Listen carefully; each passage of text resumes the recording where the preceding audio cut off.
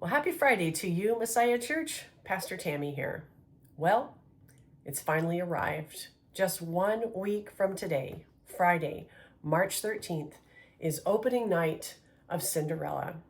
Since late last summer, there have been dozens of volunteers working on the scenes, behind the scenes, in the scenes for exactly this moment. And it is so exciting that it's finally arrived. As many of you know, every other year, Messiah Church does this full-blown musical production as just one of the ways that we invite our community and our neighbors and our family members to experience the warmth and the hospitality of the Messiah Church community. Now, just a word about this year's production. I think many of us are familiar with Disney's Cinderella, but this version, it's a little different. It's designed for a much broader audience than just a children's musical. The script is funnier. The storytelling is lively and it keeps everyone's attention, not just the little princesses in the crowd.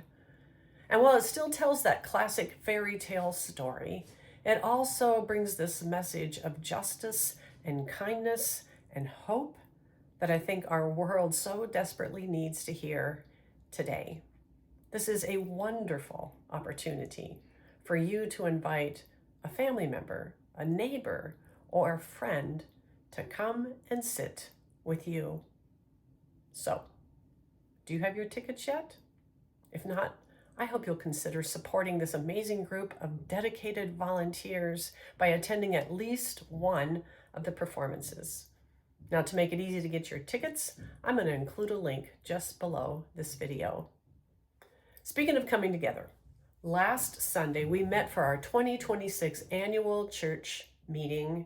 And in our time together, we did a review of how God has been at work in us and through us in the year 2025, as well as looking forward and how we will continue to live into the vision and mission of Messiah Church in 2026.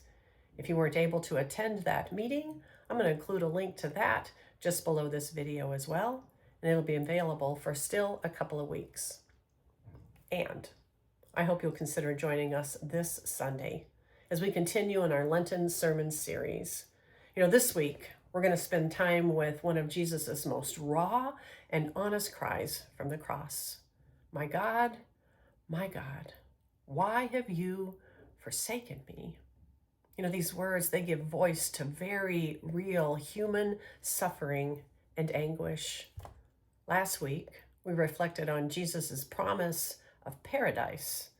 But this week, we take a hard turn in a different direction, and we consider what abandonment and desolation can feel like. In these words from the cross, Jesus shows us that faithful prayer isn't always neat and polished. Sometimes it includes our anger and our anguish and our questions and our pain. And the good news is God meets us there, not only in our moments of certainty, but also in our moments of our deepest struggles, reminding us that we're never alone. I'd like to take a few minutes also this Sunday to acknowledge the pain and the heartbreak that we continue to see in the war in the Middle East, and how our United Methodist faith helps us hold these realities before God. We'll spend some time with a couple of Psalms, scripture that gives us permission to bring our fears and our doubts and our anger and our honesty to God. One of the Psalms, perhaps one of the most popular and familiar Psalms, is the Psalm 23. The words begin, "The Lord is my shepherd, I shall not want." Perhaps you know this psalm from memory, but I'm wondering, do you know it by heart?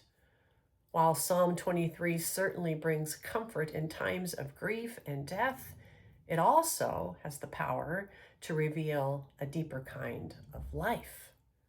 Yet before we can get there, we have to face this important truth. None of us are immune from suffering and struggles in this life. And the psalm holds those two realities together at the same time. The Lord is my shepherd, and I walk through the darkest valleys. The Lord prepares a table for me, and I still have enemies. You know, a question that my morning Devo posed today, that I'm holding today, is what two seemingly opposing realities are you holding today? And how can you place those in God's hand?